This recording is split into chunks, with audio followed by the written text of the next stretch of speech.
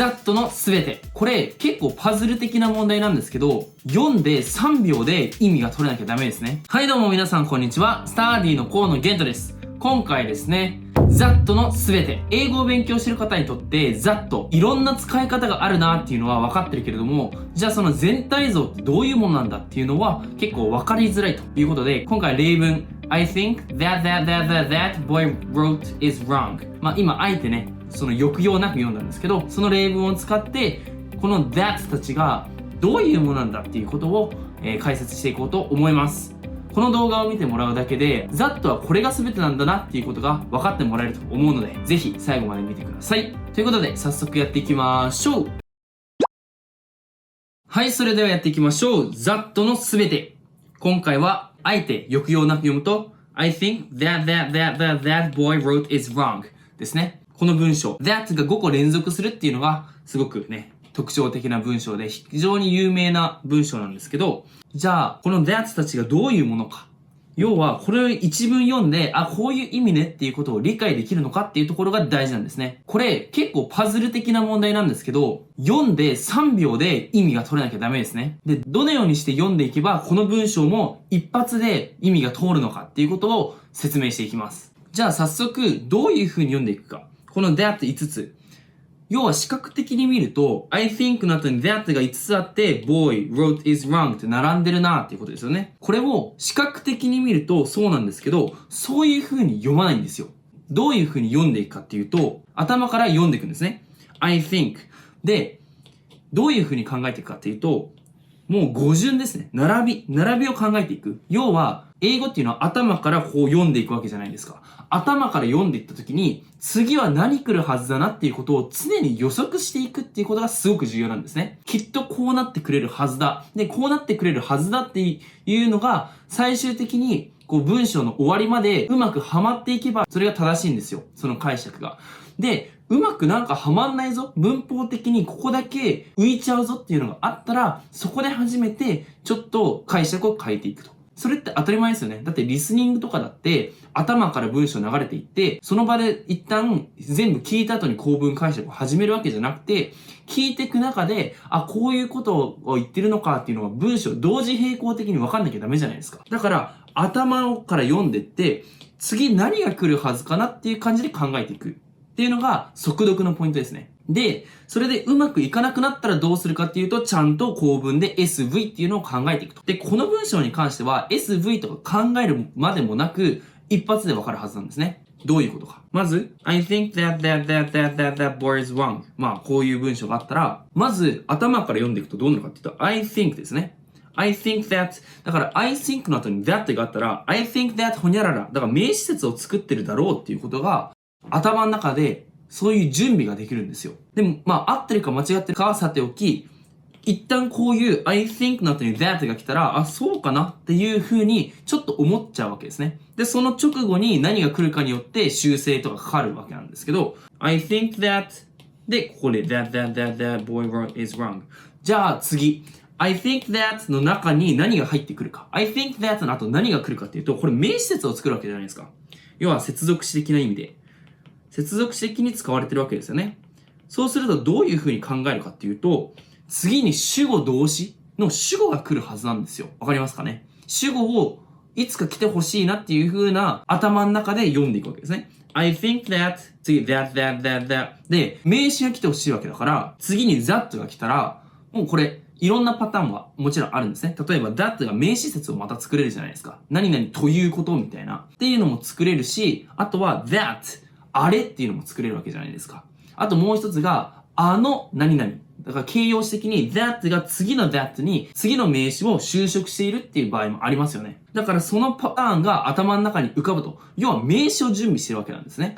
で、that って来た時に、that ってあれっていうことかなっていうのが一つ。次、これをバーッと見て、that ってことかなっていう風になるわけですよ。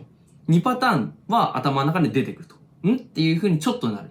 でも、なんとなくパーッと見た時に、that めっちゃたくさん出てくるってことは、that っていう使った方が、使えそうだなっていうのがなんとなくあるわけですね。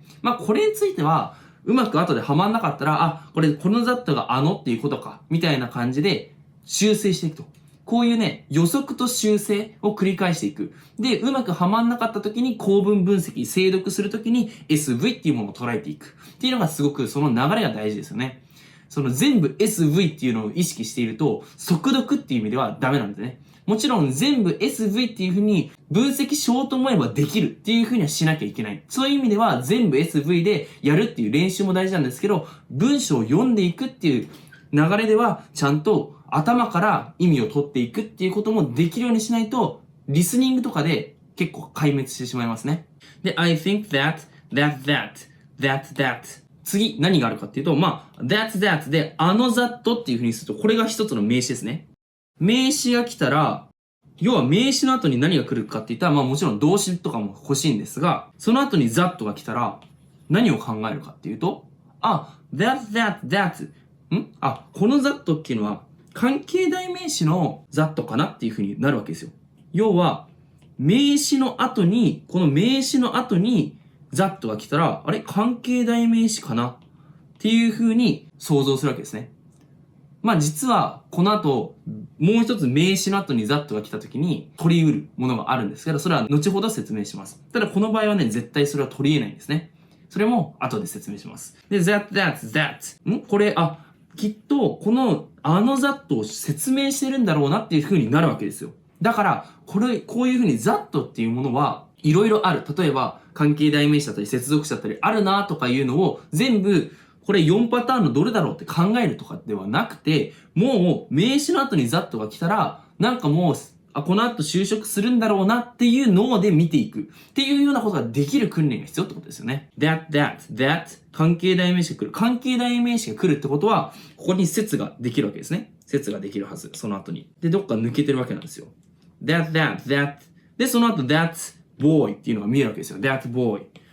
これ、まずそもそも boy っていうのが、これ名詞。で、加算名詞じゃないですか。だから、ボーイっていうのは単体であるとおかしいんですよ。だから that boy って来たらもう that boy 男の子っていう風にするしかないんですよね。わかりますか？ a boy ってあがここに入ったら that と a boy は切り分けられるけども that の直後に boy が来てたら that boy 男の子になるしかないんですよ。こういう風にもう場所で決まるというわけですね。that boy だからここの that boy っていうのがここで決まっていてこの関係代名詞がここからここまでだと。もう一発ですね。これでもう、なんか意味通るな。I think that っていうのがまずある。that っていうのが名詞が来る。that boy で、男の子が wrote 書いた that is wrong ってことですよね。はい。要は、さっき抑揚なしで読んだんですけど、普通に抑揚つけて読むなら、I think that boy wrote is wrong っていう流れになる。それ言われると、こういう風に区切られてるんだなっていうのがわかりますよね。はい。こんな感じで、うまくぴったりはまったから、もうこれで完成。普通は、S とか V とかどうかなっていう風に難しいやつは取っていかなきゃいけないんですけど、こういうね、一発で読んで分かってほしいものは、なんで一発で分かってほしいかっていうところまで含めて理解してもらえるといいかなと思います。語順でもう必然的にこうせざるを得ないんですよ。脳がこれを待ち受けてなきゃいけないんですよ。だから必ず一発で読めなきゃいけないというわけですね。ということで、ざっとをまとめてみましょう。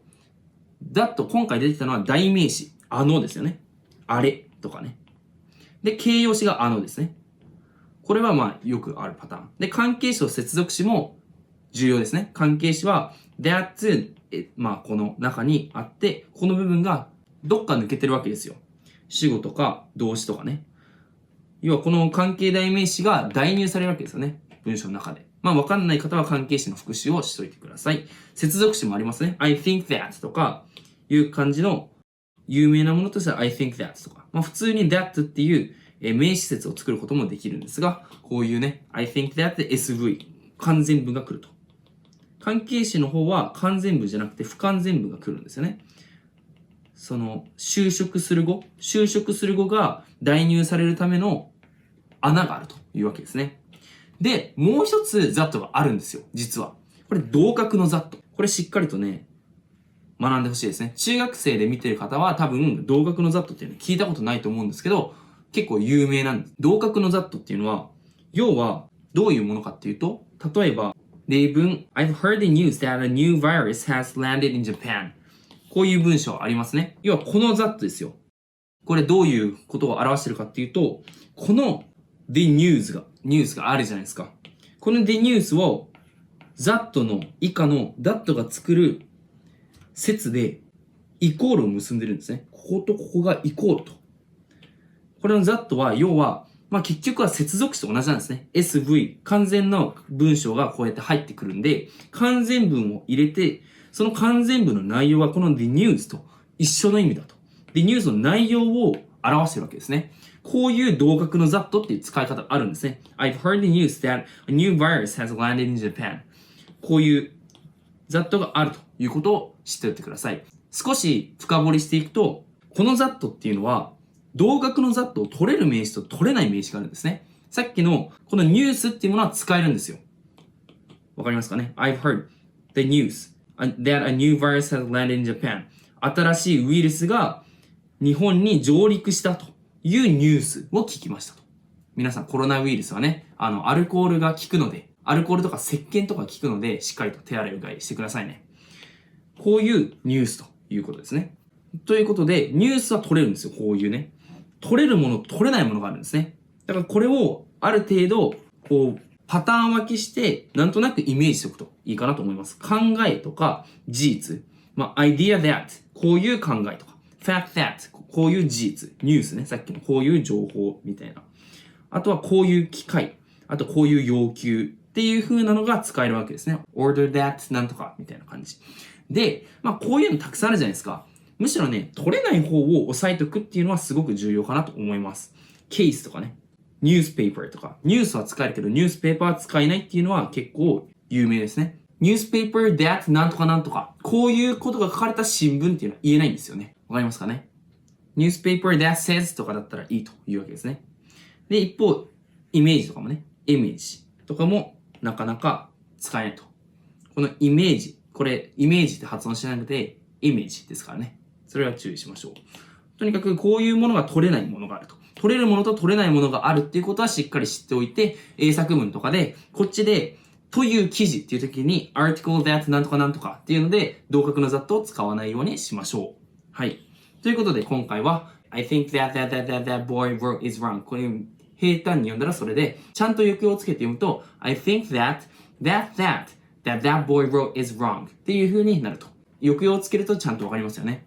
で、それの中でちゃんとその that っていうものの使い方を一応一通り俯瞰できるようにしたので、あとは一つ一つちょっと不安だなっていうところがあれば、復習してもらうという感じでしてもらえたらいいかなと思います。